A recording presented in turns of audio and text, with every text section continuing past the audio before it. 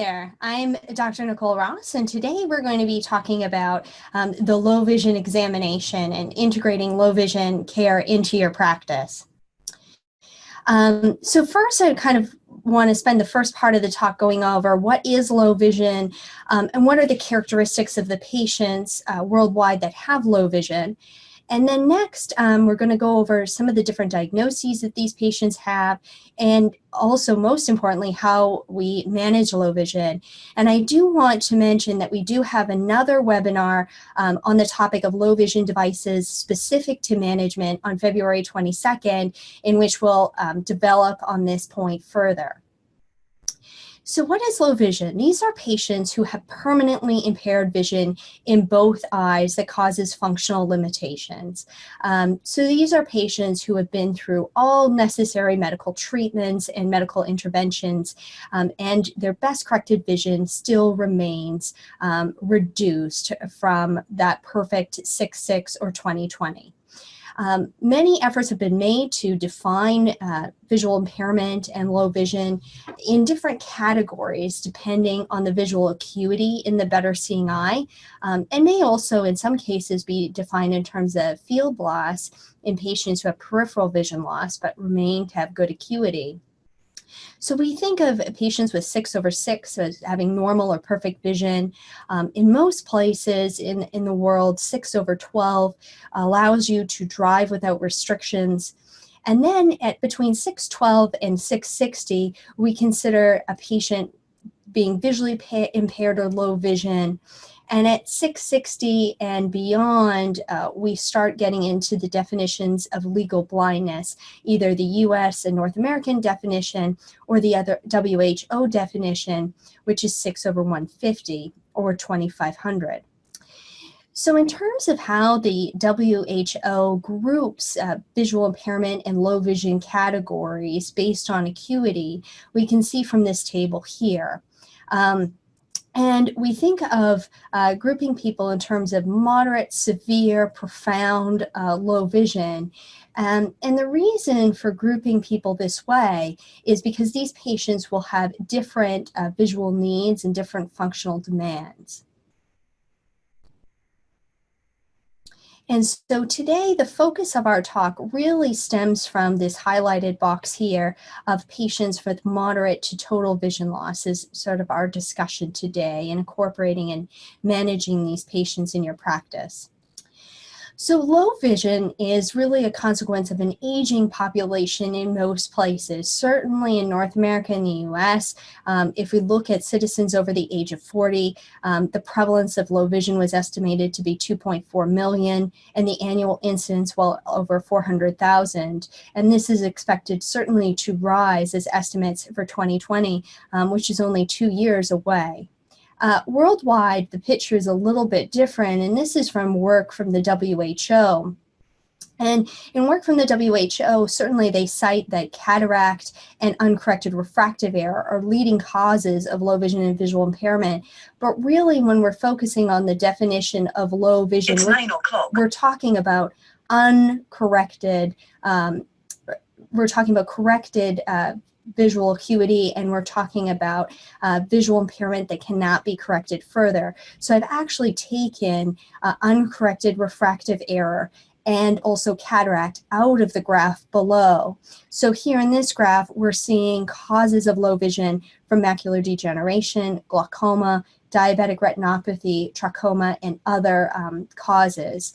And we can see we have our Asian countries grouped in red, our European and North American countries in green, Latin America in purple, and Africa in orange. And as you can see in all of the countries, sort of surprisingly so, perhaps we have a higher incidence of macular degeneration causing moderate to severe low vision in the North American and European countries, but overall there's not too much variation as we might have expected between these categories. If we look at WHO's definition of blindness, so these are patients whose best corrected acuity is 2500 or worse, and looking at their diagnoses. Again, I've taken out the uncorrected refractive error and cataracts because those are really low vision cases, and just focused on the other ones. We again see that macular degeneration has a high prevalence in the European and North American countries, but also surprisingly in Asia and parts of Latin America as well. And again, while these numbers are higher, it sort of shows you that across the globe, we are all dealing with similar issues. So I want to answer and bring up this next poll question of which of the following cases meets the definition of severe low vision. So would that be uncorrected acuity of 612 or 20/40, as we say here in North America in the better eye, reduced acuity due to cataracts of 2200, reduced best corrected acuity of 2200 in the better eye due to macular degeneration, or uncorrected visual acuity of 660 in each eye?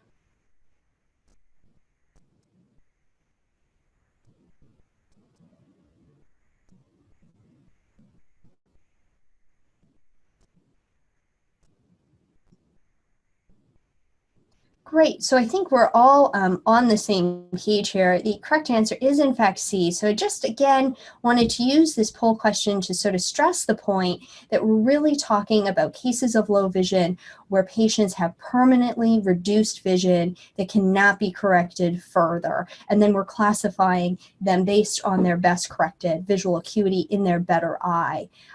Oftentimes patients might say things like, oh, I'm legally blind in my right eye without glasses. And really that doesn't quite meet the definition of low vision that we're discussing, and that's a common misnomer.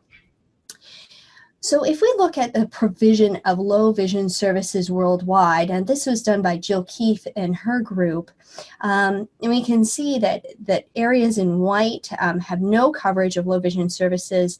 Some of the light dots have really limited services provided. In the hashed areas, less than 10% of the population has access to service. In the cross, between 11 and 50% have service, and that certainly is our case in the US. So certainly we're aiming to increase access to low vision services, which is a huge priority. And then we have more of the darker shaded areas, which is my home country of Canada with greater than 50% coverage, and one nation in Europe there as well.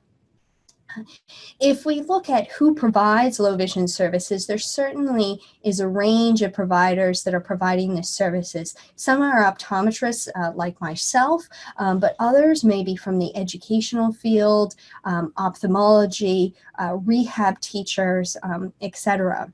But even with including all of these providers, we still have reduced access to care that is less than ideal worldwide. If we look at some of the barriers of access for patients with low vision, some cite cultural barriers worldwide, cost in terms of devices and different visual aids that would help assist patients with the visually mediated tasks that they need to do. Certainly there's this notion that nothing further can be done, and certainly while nothing further might be able to be offered surgically, the patient gets the message that there's nothing else out there to help. And so that is a barrier that I think all of us health providers can help address. Distance and travel for patients is a huge issue because many of these patients cannot drive themselves, etc., because of their reduced vision, and are relying on others and family members to take them to appointments. If we look at the common presenting complaints of just our low vision patients, this was a review that we did while I was at Wilmer Johns Hopkins, looking at all of the low vision patients and their primary visual complaints upon entering the low vision appointment. Reading was by far the number one complaint, followed by others. And this certainly is true worldwide. While it might not be reading specifically, there's a high prevalence of difficulties with near tasks, whether it's sewing, crochet, and other near tasks that tend to be the number one complaint. So in terms of assessing a low vision patient, certainly our visual measures that we do in every ophthalmological exam are important of visual acuity. I would add contrast sensitivity to that. Knowing where scotomas or blind spots are on the visual field has a tremendous impact on a patient's functional ability. And refractive status is obviously important to make sure that we do know, in fact, what that best corrected vision is, even in a patient with a lot of pathology and ocular disease. We want to also look at more functional measures of reading fluency and really a goal-based case history.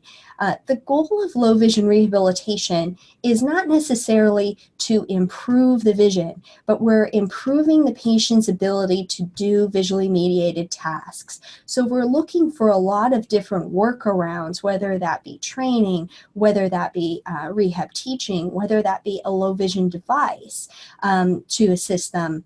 But we're really sort of helping them with visually mediated tasks. So we need to know what tasks are important to them, because any prescribed therapy or device has to be not only appropriate in terms of the amount of magnification, contrast enhancement, and lighting provided, but it also has to be practical for that patient to do the tasks that they need to do. And a lot of self-reported ability and talking with the patient and counseling is required in really getting that history. There's also overlying cognitive measures that we have to sort of consider, especially in our older population.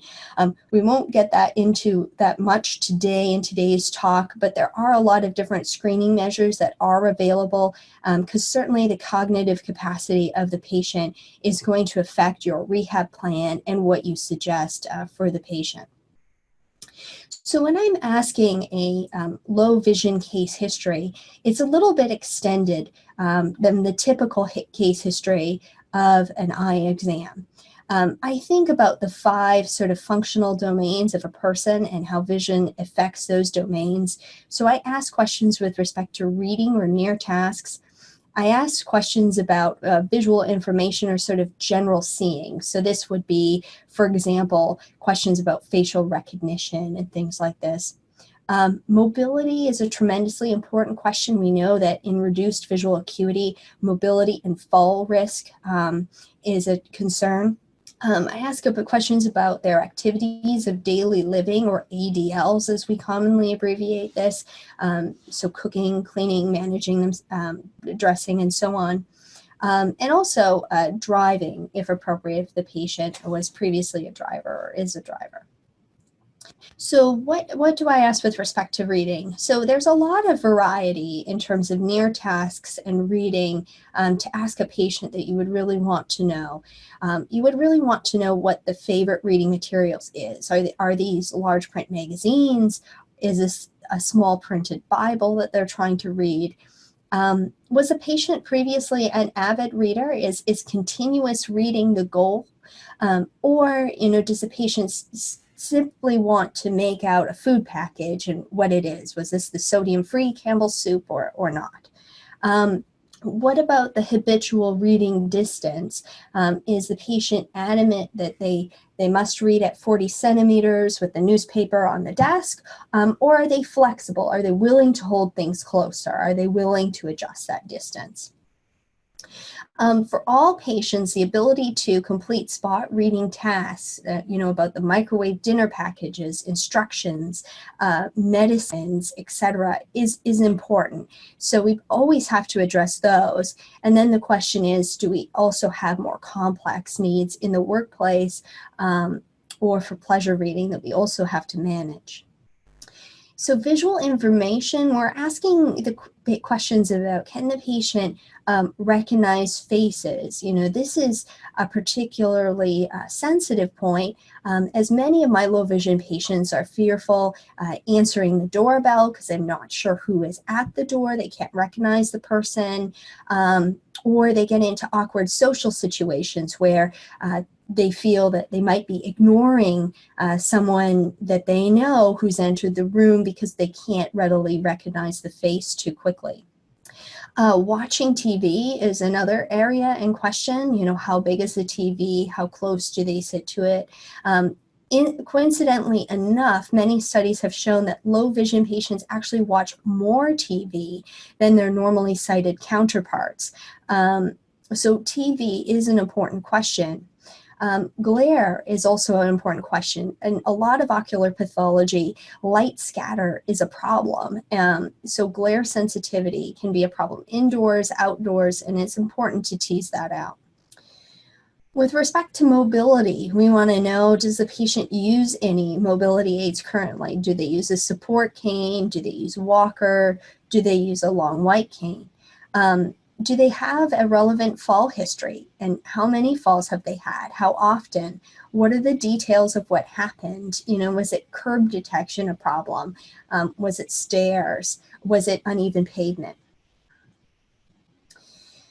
When we're talking about activities of daily living, we're really talking about the home safety of the person. We will really want to identify any home safety issues, such as burning themselves or the food when preparing meals, being able to manage their medications appropriately, not taking too much of something or not taking medicines at the appropriate time with instruction as instructed. What their living situation is. Do they have support from family members who can help with some of these activities of daily living? Or are they on their own?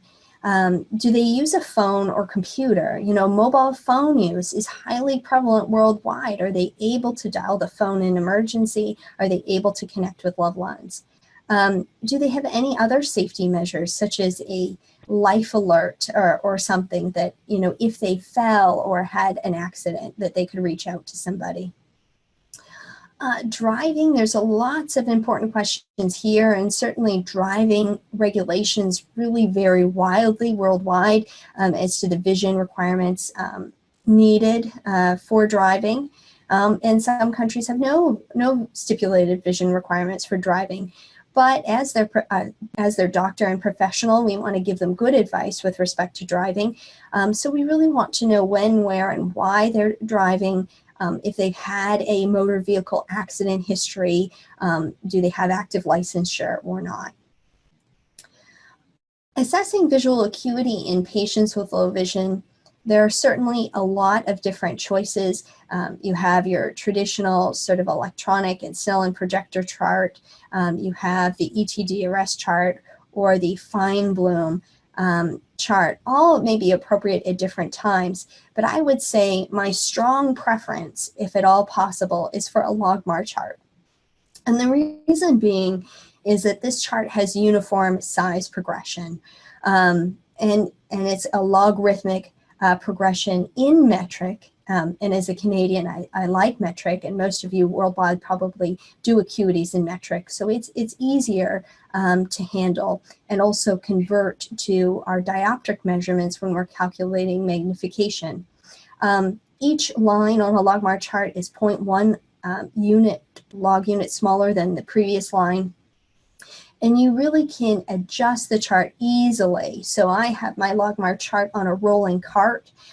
So I know if I move the chart from 2 meters to 1 meter, I expect the patient to improve by 3 lines. And if I, vice versa, move the chart from 2 meters to 4 meters, I expect the patient to perform 3 lines worse. And so a Logmar chart does allow you to measure acuities at 4 meters, 2 meters, and 1 meter. So those 3 distances are common use. And so you can measure vision up to the 2600 level. If the vision is worse than that, then we unfortunately do have to go to a Feinblum chart, which is pictured here, which can be done at any distance as long as you are consistent. The Logmar charts typically work well with European or Eastern European letters. The Sloan letters were used to calibrate this chart.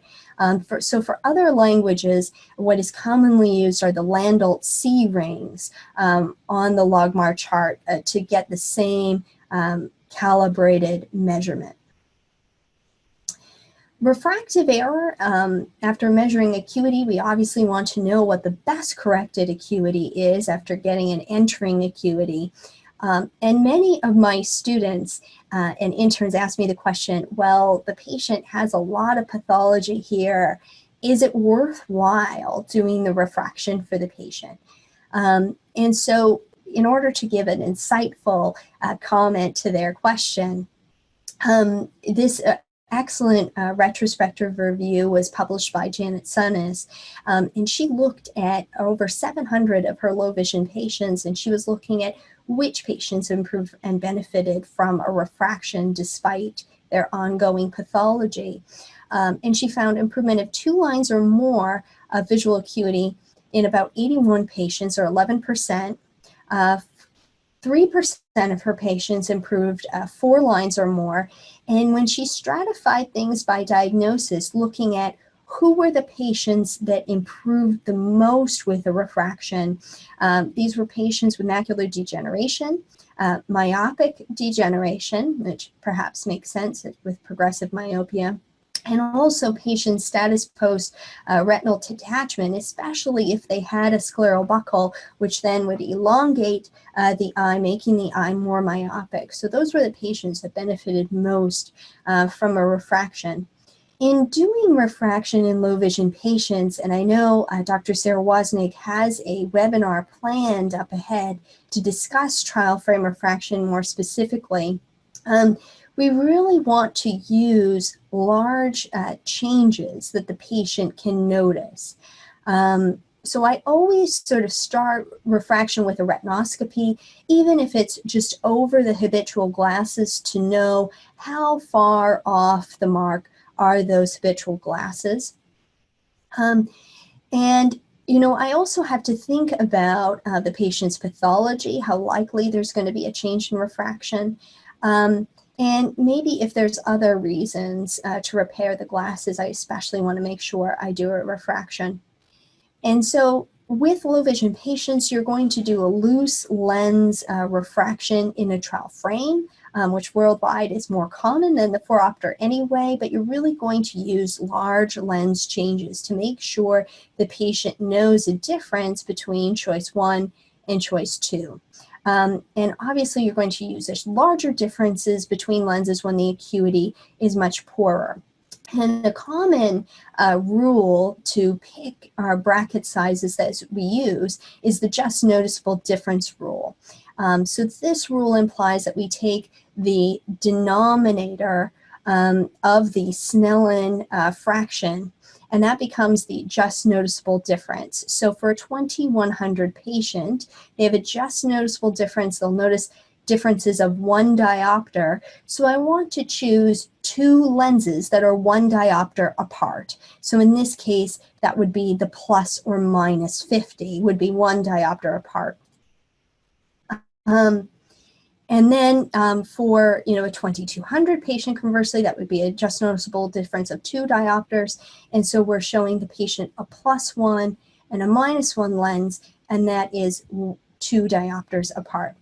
And similarly, when we're testing for astigmatism, we want to keep in mind that just noticeable difference in the same way. So we're going to use a handheld Jackson cross cylinder, and we're going to pick the power of that Jackson cross cylinder based upon that just noticeable difference calculation. The next step really in the exam, after we've tested entering acuity. We've now got a best corrected acuity, and refraction is really to test contrast sensitivity. I really like the Mars chart, and this is available in numbers in addition to letters. It's easy to store. It's done at 50 centimeters. And as you can see, each letter on the chart, it decreases in contrast. If you don't have a contrast chart available, you still can get a sense of the patient's contrast sensitivity function with some really pointed history questions. So patients with poor contrast sensitivity will have a lot more difficulty seeing facial detail because a face tends to be low contrast. They'll often comment about difficulty seeing stairs or steps, especially if the edges are not marked. They'll often comment about tripping on uneven ground. They may report there's an overall haze in their vision. And they also may report that they can't read any digital displays, or analog clocks are very difficult when you have very poor contrast sensitivity and very washed out vision. So you can get a sense if a patient does have severe contrast sensitivity loss through those pointed questions. This is a table that I particularly like in terms of quantifying contrast sensitivity loss. So for an older patient, between 1.6 to 1.48 log contrast sensitivity is really near normal. When we get around 1 log unit, we're talking about moderate contrast sensitivity loss, and then less than 1, we're talking about a very severe loss reduced by a factor of 6 or more times compared to normal. And then at 0.48, this is really profoundly reduced contrast sensitivity. If we talk about reading specifically, there are 3 measures that are really important to gather from your patient to help with their reading or near task goals, which tends to be the #1 complaint of patients. That will be your visual acuity measurement, knowing the best corrected acuity, because that will determine how much magnification is required for that patient to read. Contrast sensitivity is probably the second most important measurement, because that gives you a sense of how much lighting or contrast enhancement is required. And then also a measure of central scotomas or visual field. Because if you have a blind spot in the central vision, like many patients with macular holes or macular disease, then you need more magnification than you would anticipate based on their acuity alone, because they have to read around this blind spot that is going to cover up part of the word. So when we talk about estimating magnification for a near task, I often use continuous text reading cards like the MNRead, because that really will give me a better sense of how the patient is managing, especially if they have central scotomas that they have to read around, because a patient with a central scotoma will have better letter acuity than they will have a reading acuity. So let's kind of talk about principles of magnification now that we've kind of gone over those 3 essential elements of the exam that you need to do in order to address a near complaint, which is what we're talking about today, since it's the most common complaint for low vision patients. So there's options for magnification. Certainly we've all thought about relative size magnification, taking the size of something and making it bigger, putting reading a large print book, or putting something in the photocopier and enlarging it 200 times or 200%, so 2 times. We also talk about relative distance magnification. So these are patients that move quite close to objects in order to make them bigger or to produce a bigger retinal image. So that is also another form of magnification. And if we talk about relative distance magnification, this is also relatively easy to calculate. We're comparing the 2 sizes. So the original distance to a new distance. So if a patient was reading at 40 centimeters and couldn't read or manage something, but then moved it to 20 centimeters, we would say that they are producing or getting an effect of 2x magnification. So relative distance magnification is always compared to some standard distance. When we talk about, well, how do I figure out what low vision aid to prescribe for near tasks, I tend to veer away from the term magnification and tend to think about requirements in diopters. I'm an optometrist. I like diopters.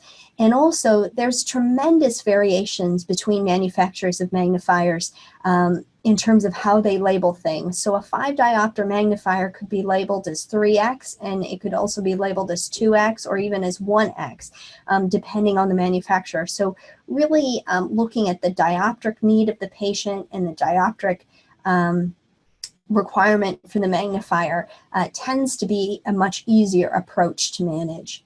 And there really are several approaches to calculating this.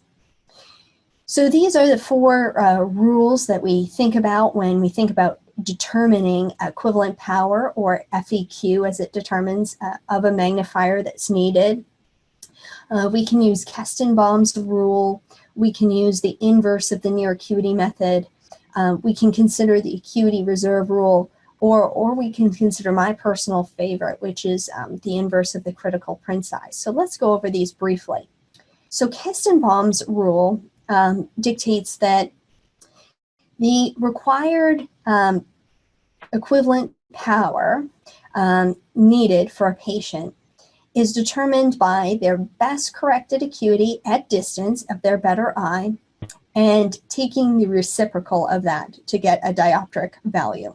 And this would be the dioptric value required for the patient to read 1M letters on a near card, and this is equivalent to most countries' newspaper print size.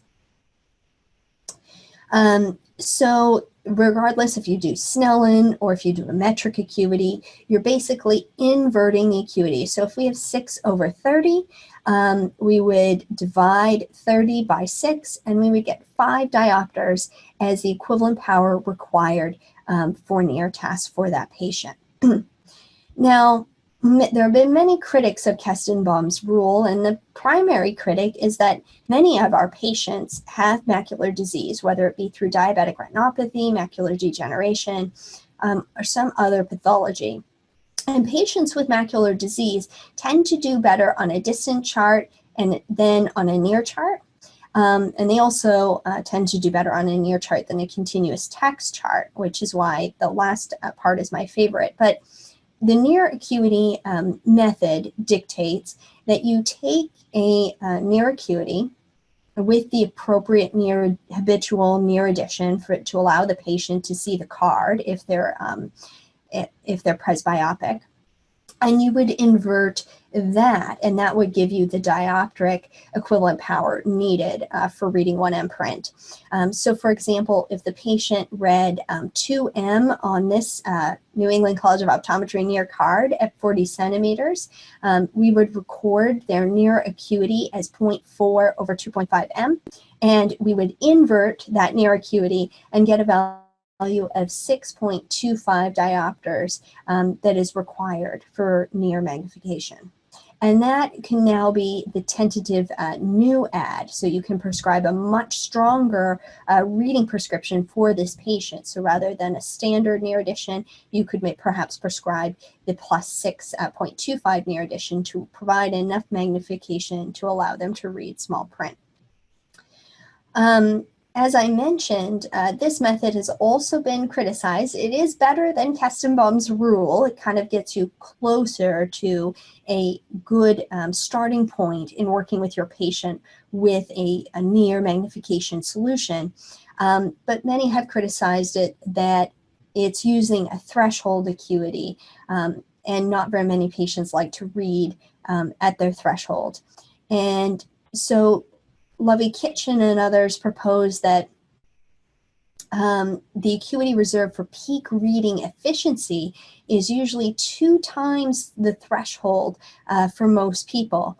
And so using the acuity reserve rule, they propose that you take the value that you get from these other 2 rules of Kestenbaum or even the near acuity method, and you double that value. So in the last example, the near acuity method dictated that we needed 6.25 diopters for reading 1M print. And the acuity reserve rule dictates that, well, to read 1M print comfortably and fluently, if fluent reading is the goal, then really 12.5 diopters is required. So double that initial value. But I think that really ultimately the best way, if the goal really is continuous reading, the best way to assess this and get an accurate calculation is using a continuous reading card. And Gordon Legg developed this card, the Minnesota Reading Test, and it is available in multiple languages: English, Spanish, French, Italian, Portuguese. It's been calibrated by many studies. It goes from very large print sizes to very small print sizes. And it's also available as an app if you're a tablet user on the iTunes Store. You can use this link to purchase the apps, and as more languages come online with the Minnesota Reading Test, they are looking at more and more languages every month. They are available through the app. So with using a continuous reading card, how do I determine equivalent power required for a near task to read 1M print? Well, really I have to determine what the critical print size is of the patient. That is, what is the smallest print that this patient can read at their maximum reading speed? And so really the following steps are required. I have the patient wear an appropriate spectacle correction for the test distance. So if the card is at 30 centimeters, I make sure they have a +3 near addition if they're presbyopic. If it's a child, then whatever their best corrected glasses for distance are appropriate. I ask the patient to hold where the card is in best focus. I have the patient start reading from the very, very large print sizes, and I note what their maximum reading speed is, sort of, even if it's just sort of a general sort of sense, whether it's slow, moderate, or fast. And then I really listen to when is the last print size that they read fluently, and when they started to slow down. And that really is their critical print size, is the last print size that the patient read fluently. And then I also note their threshold. And so when calculating the equivalent power using this method, I'm really using the critical print size and inverting that. So if the critical print size, the smallest print that patient read fluently at a test distance of 30 centimeters is 2.5 M, I divide 2.5 M by the 30 centimeters, and that would give me a requirement of about 8 diopters for that patient to read 1M. And so once I've got this number, regardless of the method you use, that's really your starting point. And now you have to decide, are we going to prescribe a near spectacle that's quite a bit stronger maybe than the typical near spectacle prescription? Are we going to prescribe a hand magnifier, or are we going to prescribe a stand magnifier type system? So this is my next poll question for you, just to make sure we're all following along. So this is a 30-year-old patient with an incoming diagnosis of oculocutaneous albinism, presenting to your office, complaining of reading complaints. You do the MN read test, and you find that the patient is holding the card quite close at 15 centimeters, but they are able to accommodate to that distance as they're only 30 years old. And they rapidly read most of the card, but they start to slow after 1.3 M, and then they're unable to read any text past a 0.5 M. So what is that critical print size from the above reading assessment?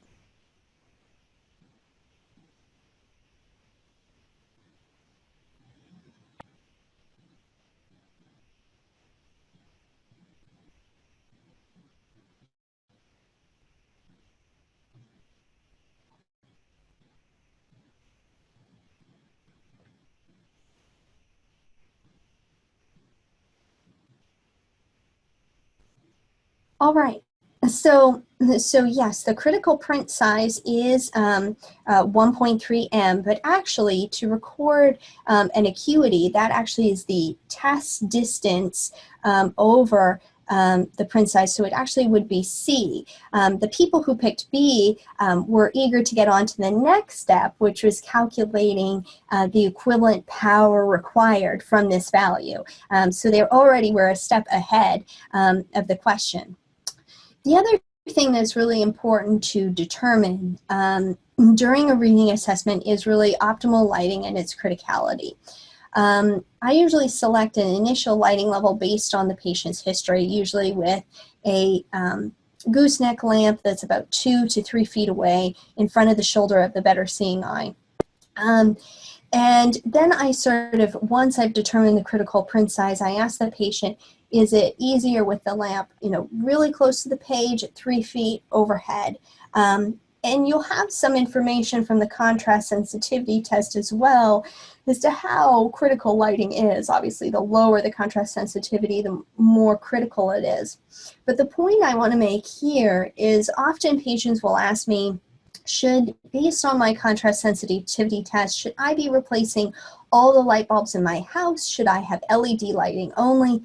And really, the bulb isn't the most important piece, but it's really the distance that you're holding the bulb from the page, and that has to do with the physics of the inverse square law. So if I bring a light source 3 times closer, it's going to be 9 times brighter. And so really the intensity and the distance is the most important factor, and that's really what you want to communicate to the patient.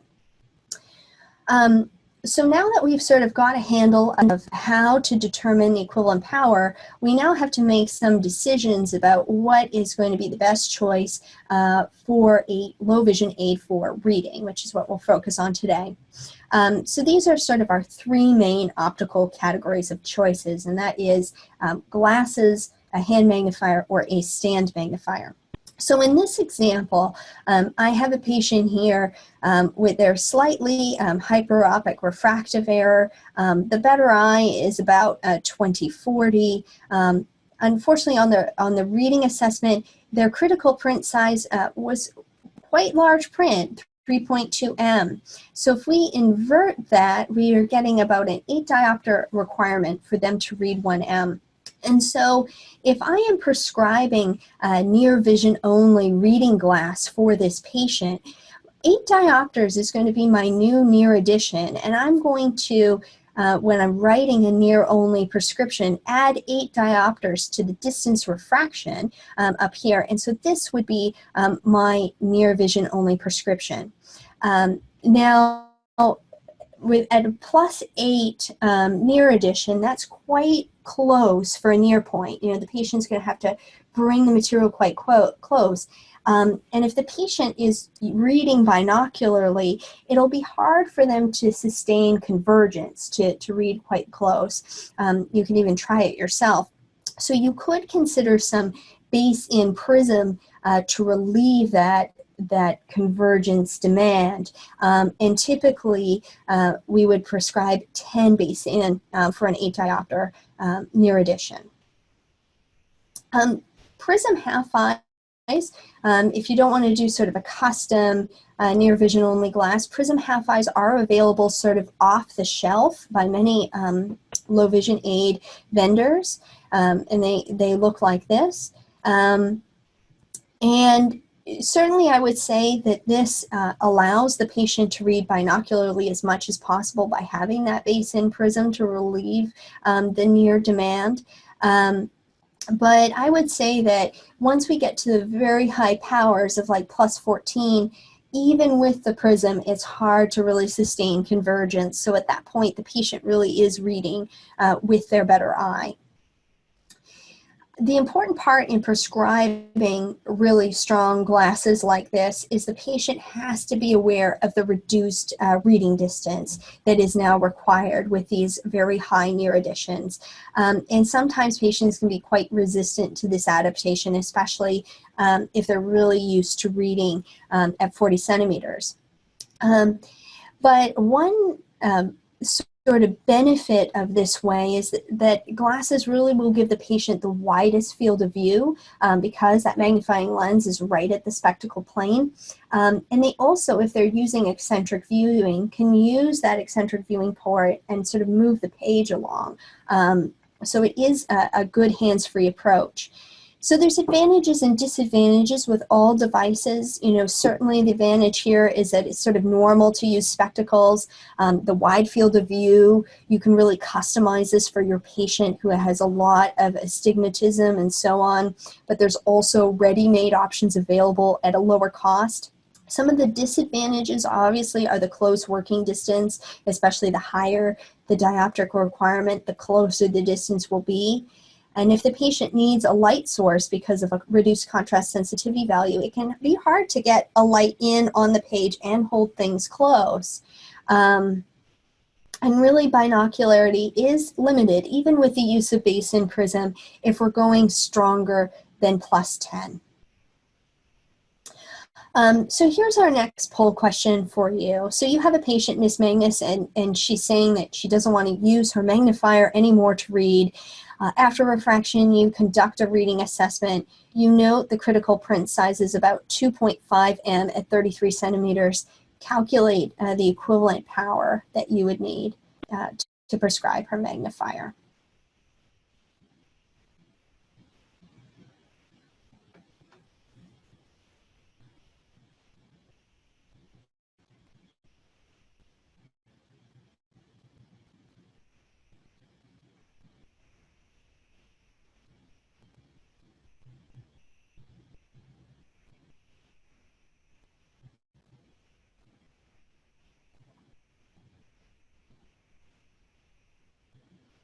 Excellent. So we're all on the same track. So the FEQ would be 7.5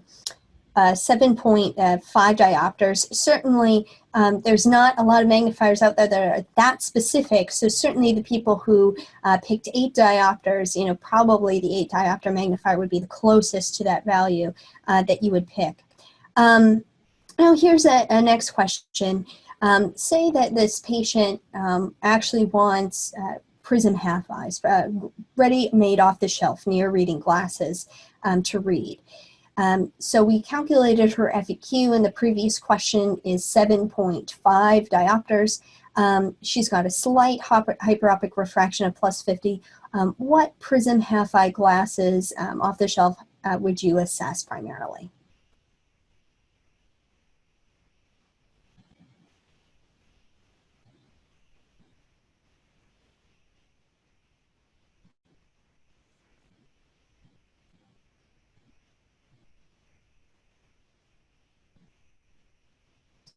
Excellent. So the answer is B, so +8 with 10 base in. So typically off the shelf prism half eyes, the amount of base in prism in them is usually a difference of 2 from the dioptric value is sort of the cheat way I remember it. So, you know, +8 has 10 base in on each lens, +10 has 12 base in on each lens, +4 has 6 base in on each lens, and so on. So that's sort of the typical pattern that we see from manufacturers. So now, given these spectacles that Ms. Magnus is wearing, the question is, what is the near point? So how close does she have to hold the paper from the spectacle plane when she's using these glasses?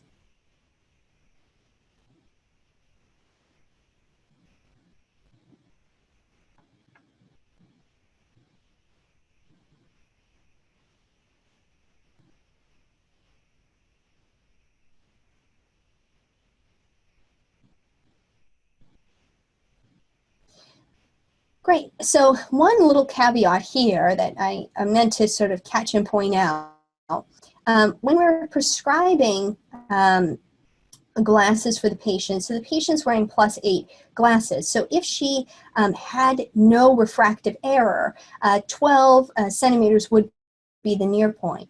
But since this patient does have a bit of refractive error at distance, just by a half diopter, the near point is actually equivalent to the near addition that that patient is getting. So it actually would be 13 centimeters or slightly off from 12 in this case. So just sort of a reminder to consider the patient's distance refraction when we're prescribing these off-the-shelf devices. So when we talk about magnifiers, handheld magnifiers are a very common approach to prescribing low vision. Definitely understanding the goals of the patient will help you determine the most appropriate magnifier. Certainly we calculate FEQ for 1M, but if the patient really wants to read a medicine bottle that is much smaller print, then we sort of have to adjust our calculation. We also have to really consider the trade-off between field of view and the power of the magnifier. The stronger the magnifier, the less the field of view. And that's where that calculation of equivalent power is handy, because it sort of prevents us from over-prescribing too much power. So many of my patients do have 2 to 3 different hand or stand magnifiers of different powers, and I often, sort of in the office, work with one that's right at that FEQ value, one a little stronger and one a little weaker, to really tease out, what is this patient using the magnifier for, and how do I have to adjust my goal target print size for that. So in this patient that we had previously with their refractive correction, we determined that the FEQ required for this patient was 8 diopters. So in the previous example, we went down the glasses and spectacle route. Here we're going to go down the hand magnifier route. And so I would start, and with this case, the FEQ I calculated was 8 diopters. I would start with an 8 diopter handheld magnifier. And so handheld magnifiers, as we know, these are plus lenses that are used really mostly for brief spot reading tasks. Most patients are not going to read War and Peace with a handheld magnifier. And there's certainly a huge range of powers available by a lot of low vision vendors worldwide. And you can have illuminated for patients with contrast sensitivity loss, and also non-illuminated versions.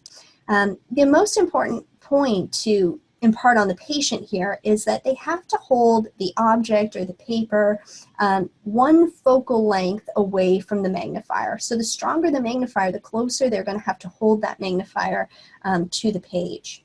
And so, I do have some videos available on this point. And so if you're interested, please feel free to contact me, and I can share these videos with you that you can use as educational pieces.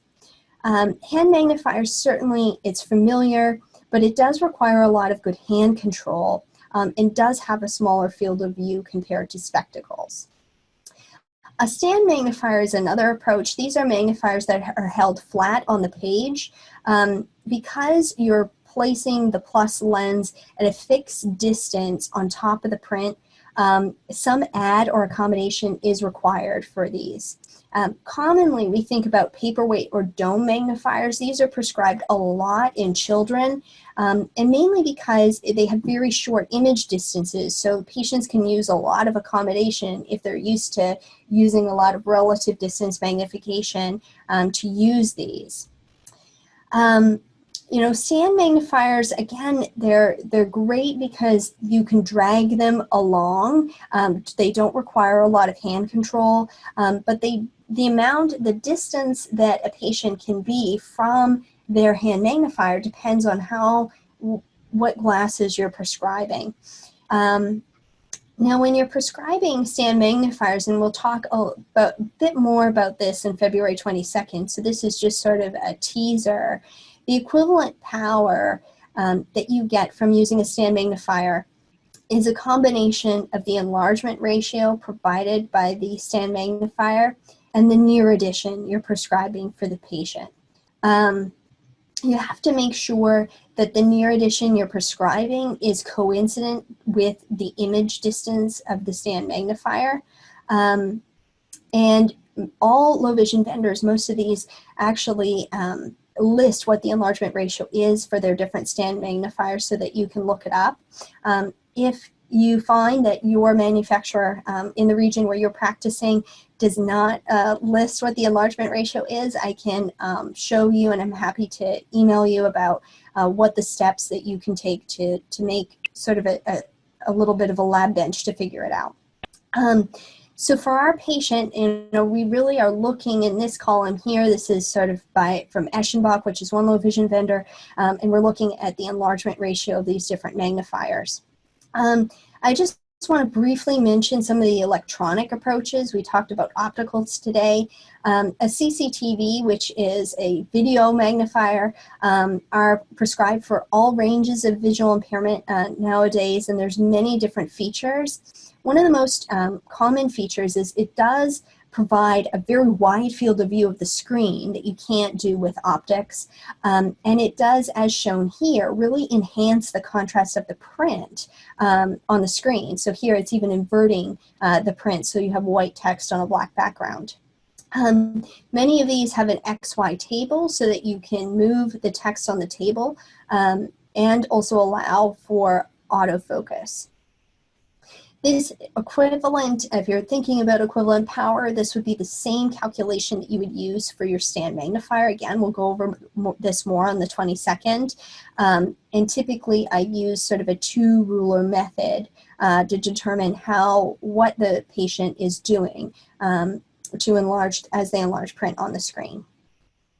There are also portable versions of electronic magnifiers, and these are very popular mainly because the cost is reduced and also the footprint in the home is reduced. And many also have speech output, will speak aloud the text as you're reading it in many different languages.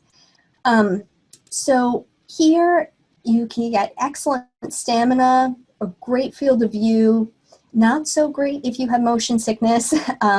And the high cost sometimes is prohibitive for patients. Many of my patients are also using Kindles and e-readers. These also can read out aloud to you. Many Kindles can have large print up to 2.5 m and can invert the contrast. iPads, you can go a little bit higher to 3.2 m on these, so you can enlarge the print more. So you may want to prescribe maybe a higher near edition for these patients in glasses, but maybe not quite as high as if the requirement was 1 m. Maybe you want to cut it back a little bit, give them a little extra reading power so that they can read large print on their tablet. Disadvantage here is obviously the internet connection requiring Wi-Fi, and that many of the menu buttons might not be in large print despite changing the settings.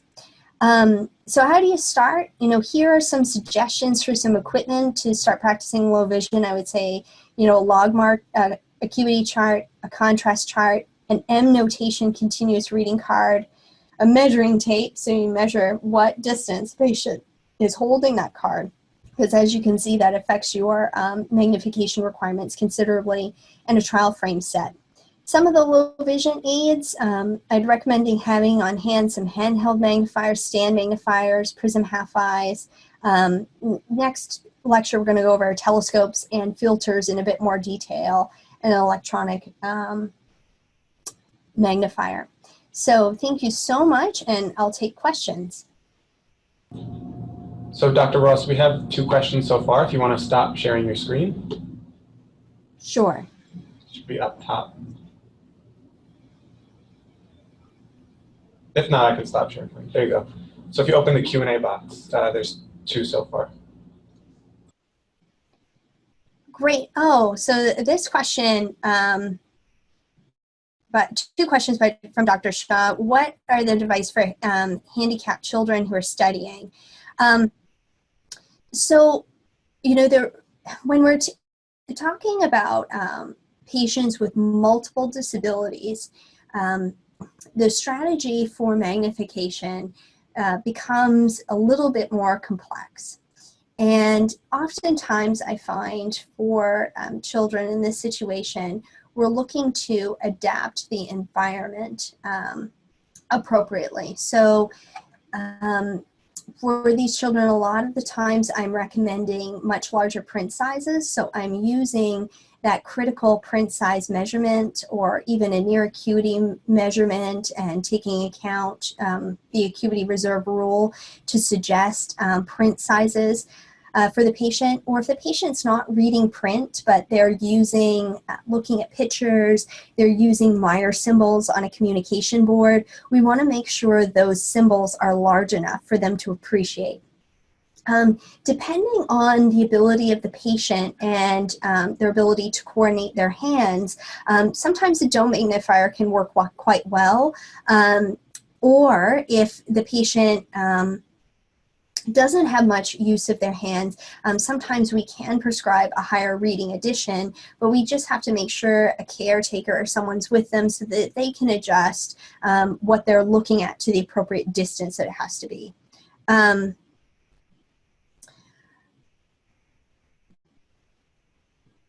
The next question is a power calculation if glasses are +4 for near. I'm not sure. I think there's a bit more detail to that question that I'm not sure I'm capturing adequately. But if the question is if the patient has a distance refraction of +4, what near glasses would you suggest? Well, I would basically suggest near glasses based on that FEQ calculation. So if it determines that I need 4 diopters to read the 1M print size, then I have to add that 4 diopter requirement to my distance prescription. And so my near glasses would be a +8. The next question, I want to know your preferred technique of refraction in low vision, retinal degenerations, and corneal opacity. So my preferred refractive technique would be a trial frame refraction, especially for retinal degenerations, and using large steps, using a just noticeable difference rule, so showing the patient large enough differences that they can choose between lens 1 and 2, and that you can kind of consistently have a trend there. For corneal opacities, trial frame refraction is still helpful if glasses are the ultimate goal. I think keratometry also can have tremendous value too in determining refraction for a patient with a lot of corneal opacities.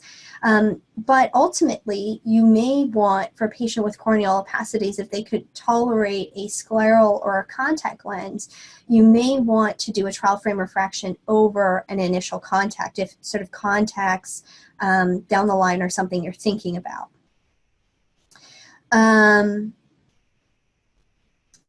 Now the next question for refinement, do you choose objective or subjective refraction?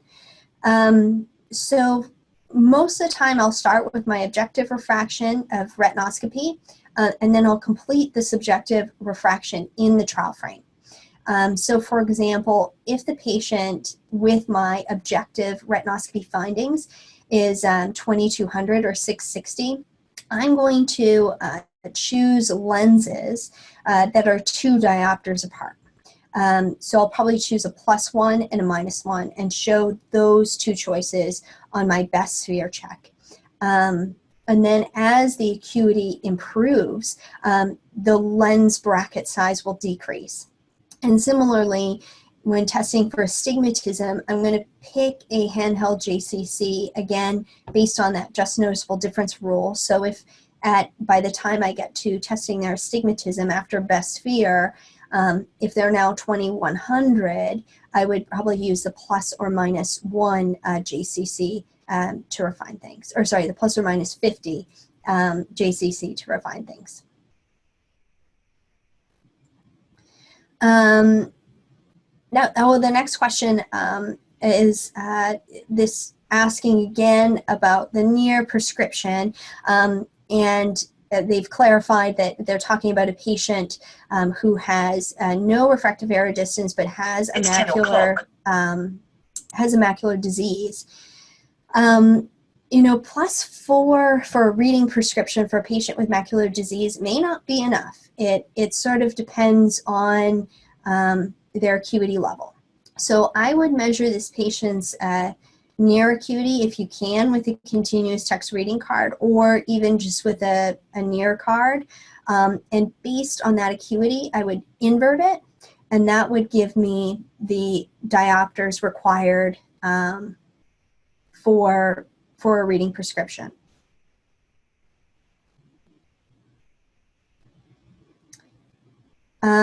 One comment here requesting more lectures on clinical optics. So thank you for that feedback. And so on February 22nd, I'll be sure to integrate more clinical optics when we talk about all the different low vision devices and the different demands of patients. Next question is, what are we doing if nystagmus is on both eyes and the vision was 660 and no refractive error? So I would take the same approach with a patient with nystagmus. It's still reduced acuity, so they're still going to require a lot of some magnification. The difference here is a patient, if it's truly just congenital nystagmus and there's no other retinal finding that's causing the nystagmus, their contrast sensitivity is going to be quite good. So the criticality for lighting and other things isn't going to be as high. So really you're prescribing magnification based on those 4 approaches I outlined. Is glare testing or like the bright acuity test a must for the low vision patient? That's an excellent question. I think the BAT or the bright acuity test can be helpful for a low vision patient to sort of quantify the glare. But most of the time, I think the assessment of glare and the treatment for glare is a fairly subjective thing. So I'll ask the patient to describe to me what conditions they're having most difficulty in. Is it bright sun? Is it indoors and fluorescent lighting? What is the situation? And then I'll take the patient into that uncomfortable situation and we'll trial different filters of different tints and different densities. So I have in the clinic, a assortment of sort of fit over glasses that fit over top of glasses that control for glare, that have top shields and side shields, that are pretty similar to shades that are given to patients after cataract surgery, but just have different colors and a lot of different densities. The other thing I have in the clinic is I have trial lens rings of all of the different colors available, all the different tints, and at different densities, and we'll also trial it that way. And I'm basically relying on the patient to give me feedback as to what tint and what density resolves their complaint, but still gives them enough vision to make sure that they can navigate properly, because we don't want to make things too dark that now they can't see well to navigate. But excellent question. All right, Dr. Ross, I think that's a good place to stop since there's no more questions. Great. So thank you again, and we look forward to your next lecture. Thank you so much. Have a good day, everyone. Bye.